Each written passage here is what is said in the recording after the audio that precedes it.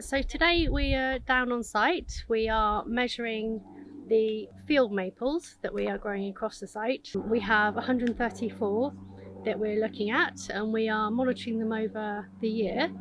We have started in February and we looked at the heights and the widths of the saplings that have gone in. We've measured them again in the summer, and we'll be doing it again at the end of the growing season around October, November.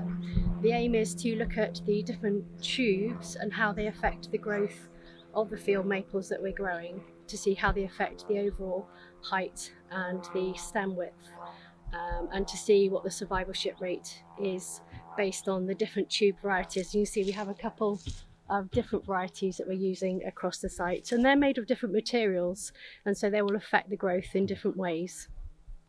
We also have some that are uncovered, and we're looking to see whether or not the trees are more vulnerable, particularly to being eaten, or actually even to the elements.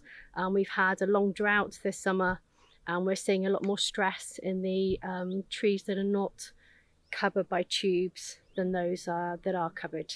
I've got a little gadget, so I'm looking at humidity and temperature inside the tubes, and I'm also looking at the amount of light that's going into the tubes, and again to see if that has an effect on the overall growth. So here we have one of the acers that has not been tubed, obviously. What we found, I think my understanding is most likely to have been a rabbit or a hare that has done a very clean bite of the tree and has taken the leaves off and then deposited what's left over. We do know that there are rabbits and hares present on site, and there are also deer around, and of course we also see the droppings which they've left nearby. So obviously the trees that are not covered are more vulnerable to being damaged. We have one that has been completely eaten. So again, the tubes do offer a level of protection.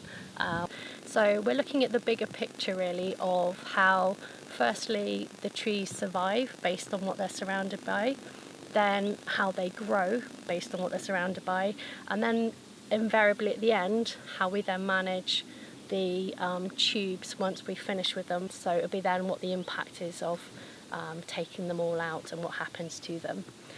So we're trying to look at the bigger picture of planting a clear fell site whilst also trying to protect the woodland species on the floor, and close the canopy as quickly as possible.